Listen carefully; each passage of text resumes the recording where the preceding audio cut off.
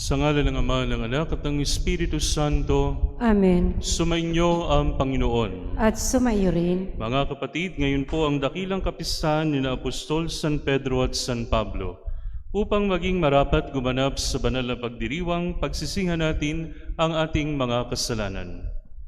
Sinugong tagapagpagaling sa mga nagsisisi, Panginoon, kaawaan mo kami. Panginoon, kaawaan mo kami. Dumating na tagapaganyayang ang mga makasalalay magsisi, Kristo, kaawaan mo kami. Kristo, kaawaan mo kami. Nakalukluka sa kanan ng Diyos Ama para ipamagitan kami, Panginoon, kaawaan mo kami. Panginoon, kaawaan mo kami. Kaawaan tayo ng makapangyarihang Diyos, patawarin tayo sa ating mga kasalanan at patnubayan tayo sa buhay na walang hanggan. Amen. Papuri sa Diyos sa kaitaasan.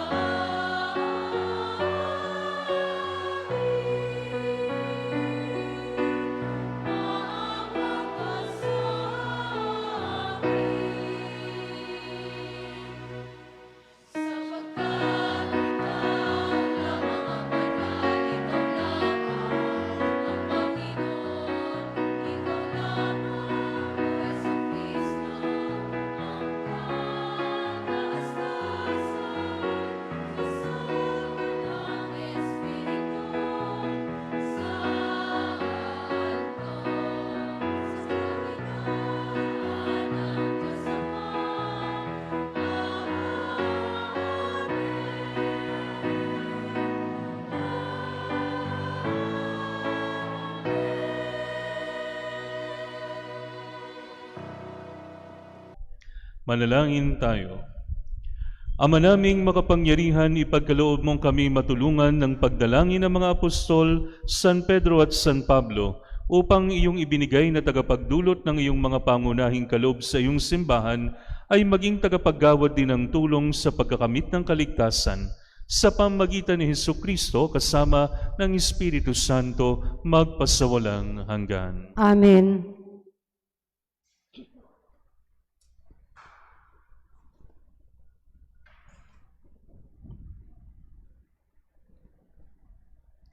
Ang salita ng Diyos mula sa mga gawa ng mga apostol. Noong mga araw na iyon, sinimulang usigi ni Haring Herodes ang ilang kaanib ng simbahan. Pinapugutan niya si Santiagong kapatid ni Juan. Nang makita niyang ito'y kinalugod ng mga Hudyo, si Pedro naman ang kanyang ipinadakip. Nangyari ito noong pista ng tinapay na walang lebadura. Pagkadakip kay Pedro, ito'y ikinulong at pinabantayan sa 4 na pangkat ng tiga-4 na kawal. Ang balak ni Herodes ay iharap siya sa bayan pagkatapos ng pista, kaya't nanatiling nakabilanggo si Pedro. Samantala, siya'y taimtim na ipinanalangin ng simbahan. Gabi noon, si Pedro'y natutulog sa pagitan ng 2 kawal. Gapos siya ng 2 tanikala at may mga tanod pa sa harap ng pinto ng bilangguan. Siya'y nakatakdang iharap ni Herodes sa bayan kinabukasan. Walang ano-ano'y lumitaw ang isang anghel ng Panginoon at nagliwanag na mabuti sa silid-piitan. Tinapik niya sa tagiliran si Pedro at ginising. "Bumangon ka, dali," wika ng anghel. Pagdakay nakalag ang mga tanikala sa kanyang mga kamay. "Magbigkis ka't magsuot ng panyapak," sabi ng anghel. Gayon nga ang kanyang ginawa. Sinabi pa sa kanya ng anghel, "Magbalabal ka't sumunod sa akin." Lumabas naman si Pedro at sumunod sa kaniya. Ngunit hindi niya alam kung tunay ang nangyayari. Ang akala niya'y nananaginip lamang siya. Nakalampas sila sa una at pangalawang bantay. Nakarating sila sa pintuang bakal na labasan patungo sa lungsod. Ito'y kusang nabuksan at lumabas sila. Pagkaraan nila sa isang kalye, biglang nawala ang anghel. Liwanagan ni Pedro ang nangyari, kaya't sinabi niya, "Ngayon ko natiyak na totoo palang lahat. Sinugo ng Panginoon ang kanyang anghel at iniligtas ako sa kamay ni Herodes at sa inaasahan ng mga Hudyo na mangyayari sa akin." Ang salita ng Diyos. Salamat sa Diyos. Ang Diyos ang siyang nagligtas sa aking takot at sindak. Ang Diyos ang siyang nagligtas sa aking takot at sindak. Panginoon ay aking laging pupurihin. Sa pasasalamat di ako titigil. Aking pupurihin kanyang mga gawa. Kayong naaapi, makinig matuwa. Ang Diyos ang siyang nagligtas sa aking takot at sindak. Ang pagkadakila niya ay ihayag, at ang ngalan niya ay purihin ng lahat. Ang aking dalangin dininig ng Diyos. Nawala sa akin ang lahat kong takot. Ang Diyos ang siyang nagligtas sa aking takot at sindak. Nagalak ang aping umasa sa Kanya, pagkat di nabigo ang pag-asa nila. Tumatawag sa Diyos ang walang pag-asa, sila'y iniligtas sa hirap at dusa. Ang Diyos ang siyang nagligtas sa aking takot at sindak. Anghel yaong bantay sa may takot sa Diyos, sa mga panganib sila'y kinukupkop. Ang galing ng poon hanaping masikap, yaong nagtiwala sa Kaniya't nagligtas, ay maituturing na taong mapalad. Ang Diyos ang siyang nagligtas sa aking takot at sindak.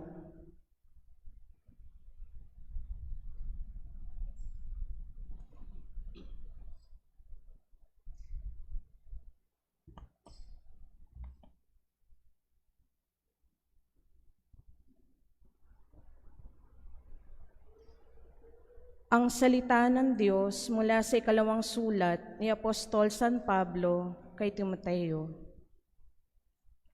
Pinakamamahal, ako'y iaalay na. Dumating na ang oras ng pagpanaw ko sa buhay na ito. Puspusan akong lumaban sa paligsahan. Natapos ko na ang dapat kong takbuhin. Nanatili akong tapat sa pananampalataya. Kakamtan ko na ang korona ng pagtatagumpay. At sa araw na yaon, ang Panginoon na siyang makatarungang hukom ang magpuputong sa akin ng korona, hindi lamang sa akin, kundi lahat ng nananabik sa muli niyang pagparito. Ngunit pinatnubayan ako ng Panginoon at binigyan ng lakas upang maihayag sa mga hintilang salita. Naligtas ako sa tiyak na kapamakan. Ang Panginoon ang magliligtas sa akin sa lahat ng kasamaan at siya rin ang maghahatid sa akin sa kanyang kaharian sa langit. Purihin nawa siya magpakailanman. Amen. Ang salita ng Diyos. Salamat sa Diyos.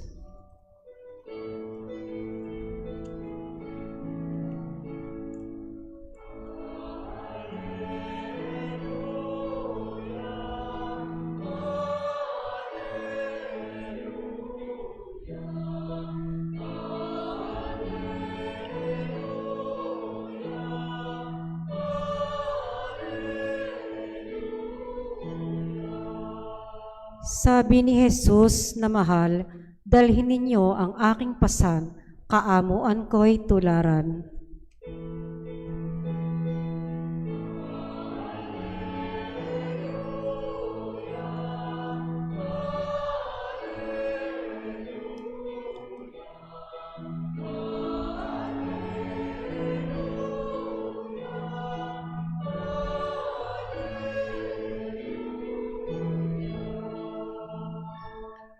Sumainyo ang Panginoon. At sumaiyo rin, Ang mabuting balita ng Panginoon ayon kay San Juan. papuri sa iyo, Panginoon.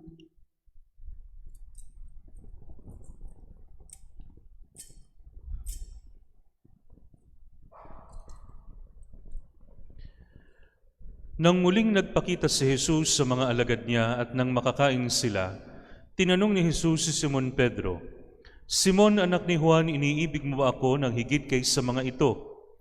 "Opo, Panginoon, nalalaman niyong iniibig ko kayo," tugon niya. Sinabi sa kanya ni Jesus, "Pakanin mo ang aking mga batang tupa."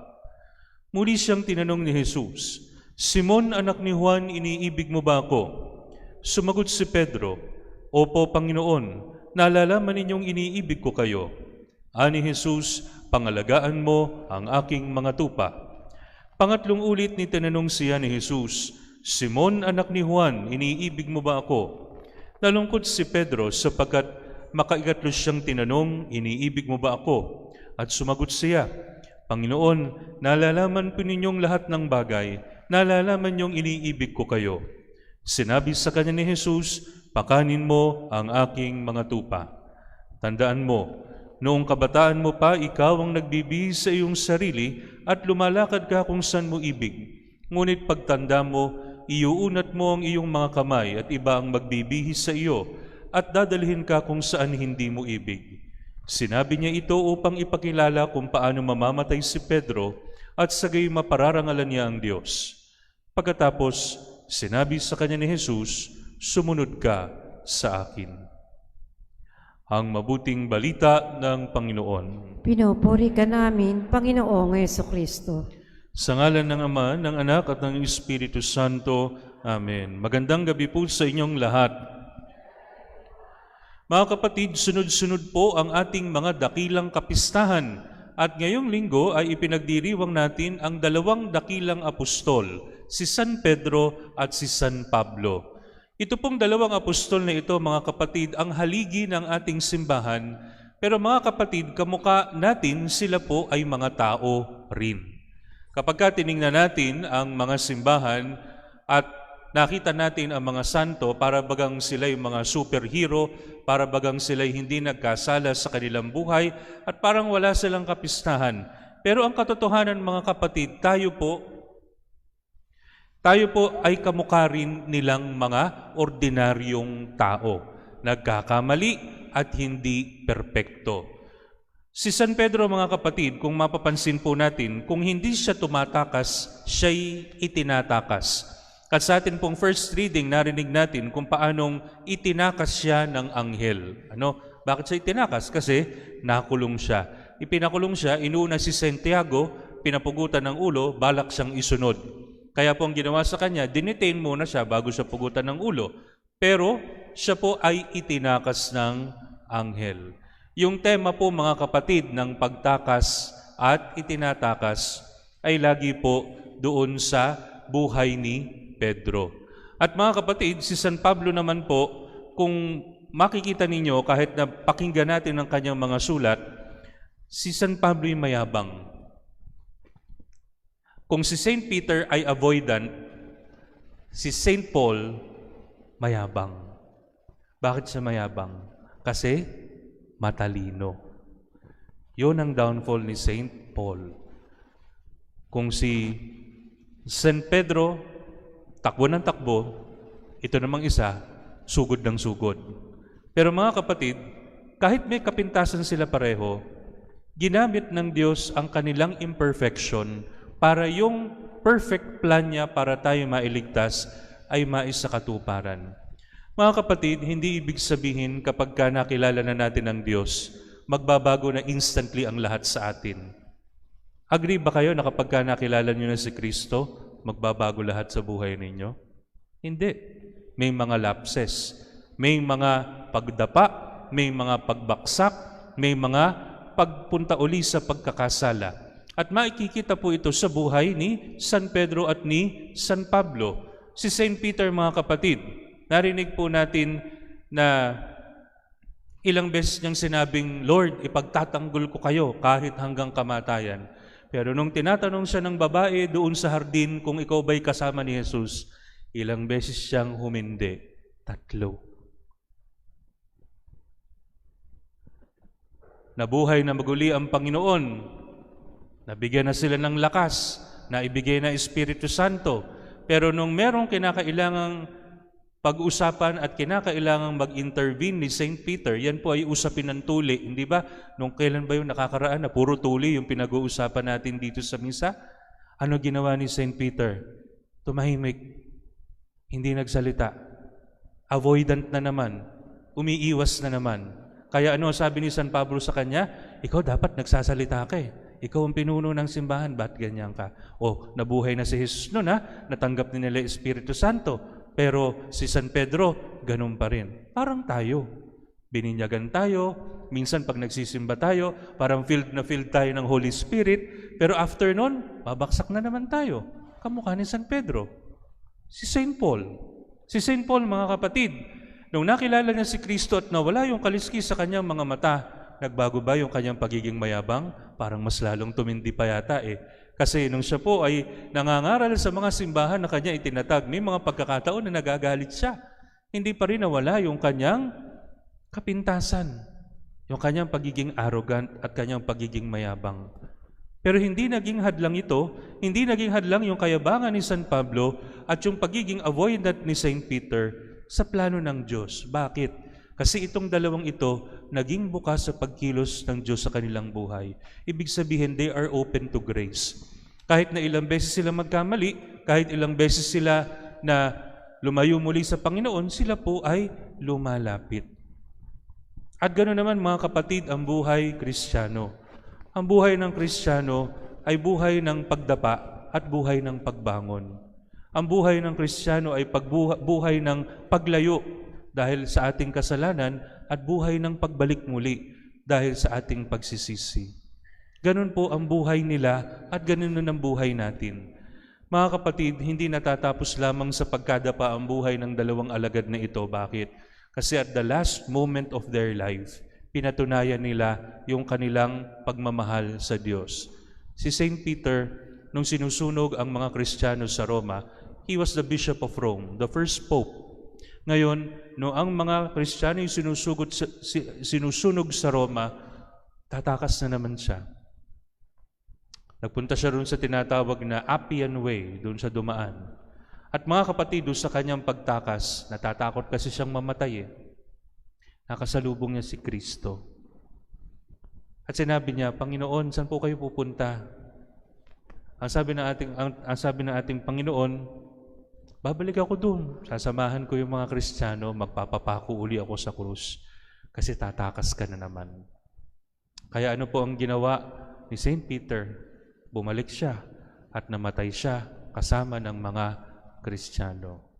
Si St. Paul, na ang pride and joy ay ang kanyang intellect, he was humble enough to submit to the authorities. Dahil noon, inuusig din ng mga Kristiyano nung panahon, hindi naman sila nagkakalayo ng panahon ni St. Peter. Kristiyano siya, pero Romano siya. So ano ang mga kapatid, ang parusa sa mga Romano na Kristiyano? Hindi sila susunugin. Hindi sila susunugin. Pupugutan sila ng ulo. Nandun yung pride ni St. Paul, yung kanyang matalinong isip. He was willing to lose his head for Christ. Kaya po napakaganda nung kalawang pagbasa. Ang sabi po niya doon sa kanyang sulat, I have finished the race. I have kept the faith. Natapos ko na ang takbuhin at napatatili ko ang pananampalataya. Mga kapatid, ang dalawang dakilang apostol na ating pinagdiriwang sa araw na ito ay inspirasyon para sa ating lahat na patuloy na nagkakamali at patuloy na nagkakasala. Hindi ibig sabihin kapag nakilala na natin si Kristo ay smooth sailing na lahat. Maging inspirasyon nawa silang dalawa na kapag tayo ay nadapa, kahit na tayo ay sa tingin natin ay sa Panginoon na, matuto tayong bumangon, matuto tayong lumapit muli. Patawarin natin ang ating mga sarili sa ating mga pagkakasala, patawarin din natin ang iba sa mga pagkakasala nila sa atin at magpatuloy tayo. Mga kapatid, lahat tayo papunta sa Panginoon. Ito ang training ground, itong buhay na ito. Huwag tayong mawawala ng pag-asa at huwag tayong mananatiling nakadapa sa ating mga pagkakasala. San Pedro at San Pablo, ipanalangin mo kami. Sa ngalan ng Ama, ng Anak at ng Espiritu Santo. Amen. Pahayag natin ang ating pananampalataya. Sumasampalataya ako Sa Diyos Amang makapangyarihan sa lahat, na may gawa ng langit at lupa. Sumasampalataya naman ako kay Jesucristo, iisang anak ng Diyos, Panginoon natin lahat, nagkatawan tao siya lang ng Diyos Espiritu Santo, ipinanganak ni Santa Maria Birhen, pinagpakasakit ni Poncio Pilato, ipinako sa krus, namatay at inilibing, nanaog sa kinaroroonan ng mga yumao, nang may 3 araw ay nabuhay na maguli, umakyat sa langit, naluklok sa kanan ng Diyos Amang makapangyarihan sa lahat. Doon magmumula paririto at hukom sa nangabubuhay at nangamatay na tao. Sumasampalataya naman ako sa Diyos Espiritu Santo, sa banal na simbahang Katolika, sa kasamahan ng mga banal, sa kapatawaran ng mga kasalanan, at sa pagkabuhay na mag-uli ng nangamatay na tao, at sa buhay na walang hanggan. Amen. Umiling tayo sa Ama na may pananampalatayang tulad ni San Pedro na mangingisda at batong pinagtayuan ng simbahan at ni San Pablo na tagapagturo ng mga bansa. Ang atin pong itutugon, Panginoon, kalingain mo ang iyong simbahan. Panginoon, kalingain mo ang iyong simbahan. Nawa ang susi ng kahariang hawak ni Papa Leon, ang kahalili ni San Pedro, ay magdala ng pagkakaisa sa simbahan. Manalangin tayo sa Panginoon. Panginoon, kalingain mo ang iyong simbahan. Nawa ang mga misyonero ay magtaglay ng sigasig at tapang ni San Pablo. Manalangin tayo sa Panginoon. Panginoon, kalingain mo ang iyong simbahan. Nawa ang mga inuusig dahil sa pananampalataya ay palakasin ng dugong dumanak mula sa mga apostol. Manalangin tayo sa Panginoon. Panginoon, kalingain mo ang iyong simbahan. Nawa tayo'y magmalasakit sa simbahang ginabayan at iningatan ng mga nauna sa atin. Manalangin tayo sa Panginoon. Panginoon, kalingain mo ang iyong simbahan. Nawa ang mga namayapang tapat sa Panginoon ay gawing marapat sa korona ng kabanalan. Manalangin tayo sa Panginoon. Panginoon, kalingain mo ang iyong simbahan. Ama naming makapangyarihan, dinggin ang panalangin ng iyong sambayanang nasasalig sa pananampalataya ng mga apostol sa pamamagitan ni Jesucristo ang aming Panginoon, magpasawalang hanggan. Amen.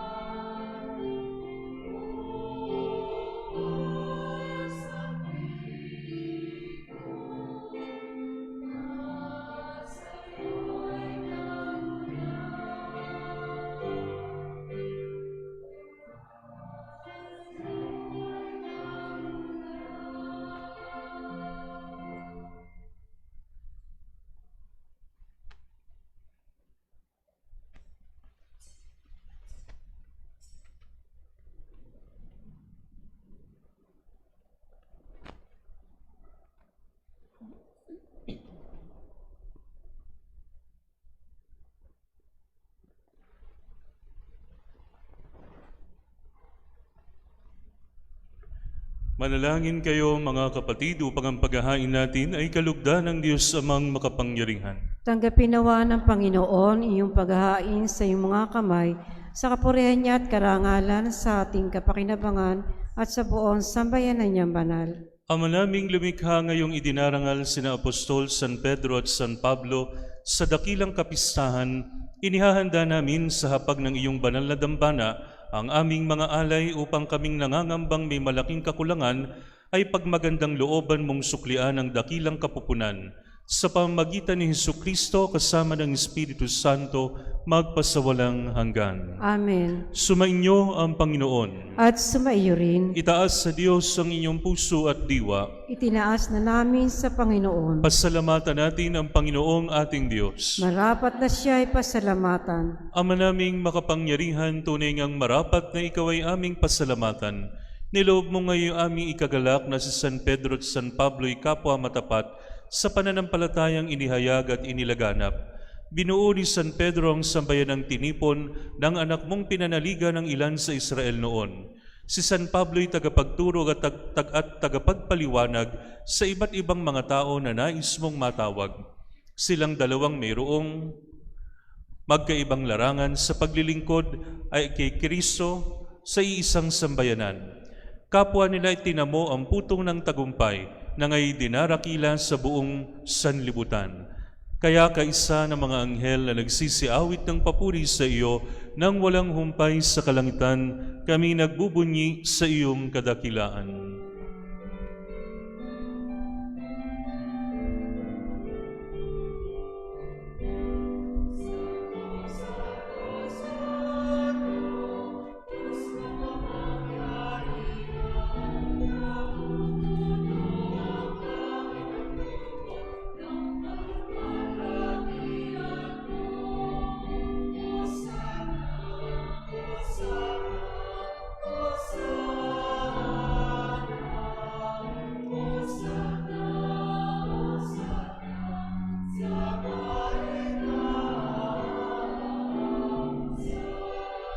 Pinagpalang na paririto sa ngalan ng Panginoon. Hosanna, Hosanna, Hosanna, Hosanna, Hosanna sa kaitaasan.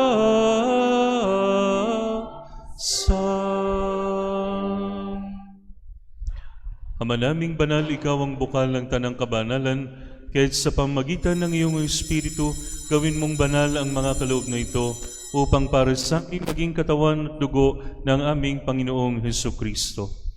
Bago niya pinagtiis ang kusang loob na maging handog, hinawakan niya ang tinapay, pinasalamatan kanya, pinaghati-hati niya iyon.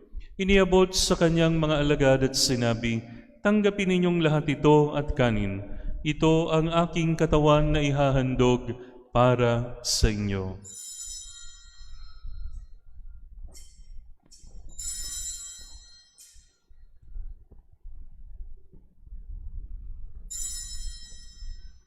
Gayun din naman nung matapos ang hapunan, hinawakan niya ang kalis, muli kanyang pinasalamatan. Iniabot niya ang kalis sa kanyang mga alagad at sinabi, "Tanggapin ninyong lahat ito at inumin. Ito ang kalis ng aking dugo, ng bago at walang hanggang tipan. Ang aking dugo na ibubuhos para sa inyo at para sa lahat sa ikapagpapatawad ng mga kasalanan. Gawin ninyo ito sa pag-alala sa akin."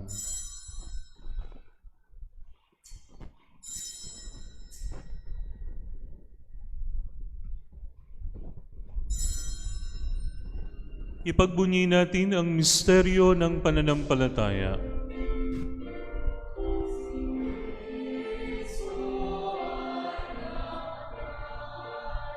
Si Kristo ay nabuhay, si Kristo ay babalik sa wakas, sa wakas, sa wakas ng panahon. Ama, ginagawa namin ngayon ang pag-alala sa pagkamatay at muling pagkabuhay ng iyong anak. Kaya tiniaalay namin sa iyo ang tinapay na nagbibigay buhay at ang kalis na nagkakaloob ng kaligtasan. Kami nagpapasalamat dahil kami iyong minarapat na tumayo sa harap mo para maglingkod sa iyo. Isinasamo namin kaming magsasalo-salo sa katawan at dugo ni Kristo ay mabuklod sa pagkakaisa sa pamamagitan ng Espiritu Santo. Amalingapin mo ang iyong simbahang laganap sa buong daigdig. Puspusin mo kami sa pag-ibig kaysa ni Leon na aming Papa, ni Dennis na aming Obispo at ng Tanang Kaparian. Alalahanin mo rin ang mga kapatid naming nahimlay na may pag-asang sila'y muling mabubuhay, gayon din ang lahat ng mga pumanaw. Kaawaan mo sila at patuloyin sa iyong kaliwanagan. Kaawaan mo at paging dapatin kaming lahat na makasalo sa iyong buhay na walang wakas, kaysa ng mahal na Birheng Maria na Ina ng Diyos, kaysa ni San Jose, kaysa ng mga apostol at lahat ng mga banal na namuhay dito sa daigdig ng kalugod-lugod sa iyo. May pagdiwang nawa namin ang pagpupuri sa ikararangal mo sa pamagitan ng iyong anak na aming Panginoong Hesukristo. Sa pamamagitan ni Kristo, kasama niya at sa Kanya, Ang lahat ng parangal at papuri ay sa iyo, Diyos Amang makapangyarihan, kasama ng Espiritu Santo, magpasawalang hanggan.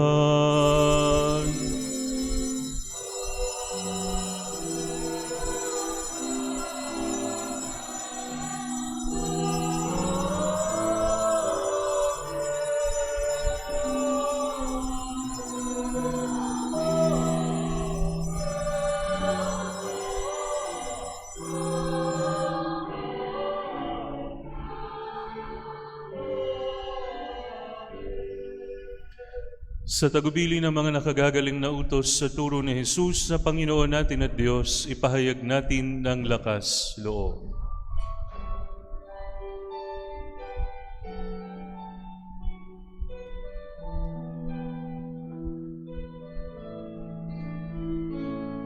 Ama namin, sumasalangit ka, sambahin ang ngalan mo, mapasa amin ang kaharian mo, sundin ang loob mo, dito sa lupa para nang sa langit. Bigyan mo po kami ngayon ng aming kakanin sa araw-araw at patawarin mo kami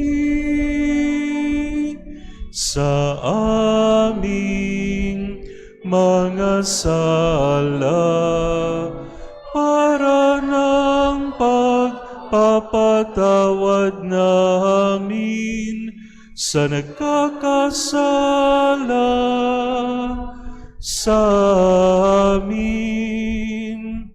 At huwag mo kaming ipahintulot sa tukso, at yadya mo kami sa lahat ng masama. Hinihiling namin kami iadya sa lahat ng masama, pagkalooban ng kapayapaan na araw-araw, iligtas sa kasalanan at ilayo sa lahat ng kapahamakan, samantalang aming pinananabikan ang dakilang araw ng pagpapahayag ng tagapagligtas naming si Jesucristo.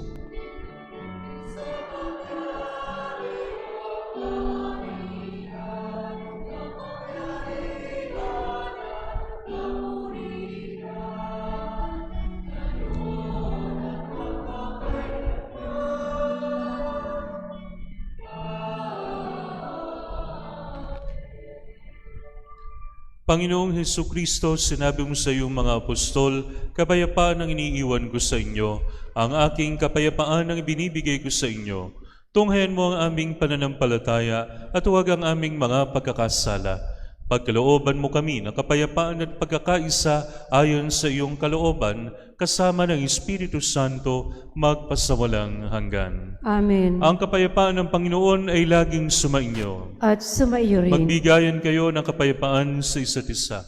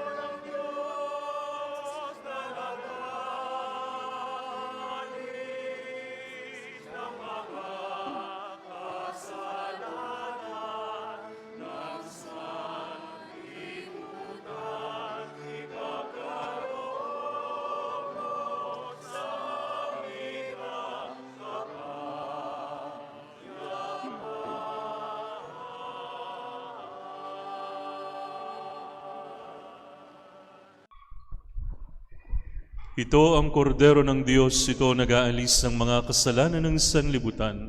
Mapalad ang mga inaanyayahan sa kanyang banal na piging. Panginoon, hindi ako karapat-dapat na magpatuloy sa iyo, ngunit sa isang salita mo lamang ay gagaling na ako.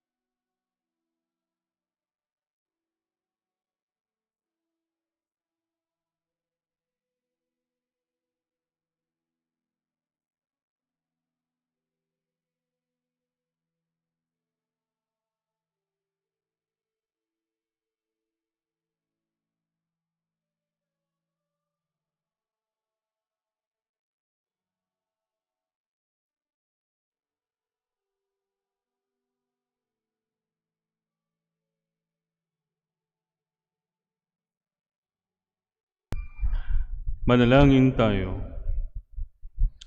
Ama naming mapagmahal, kaming pinapagsalo mo sa banal na pakikinabang ay makapamuhay nawa bilang iyong sambayanan.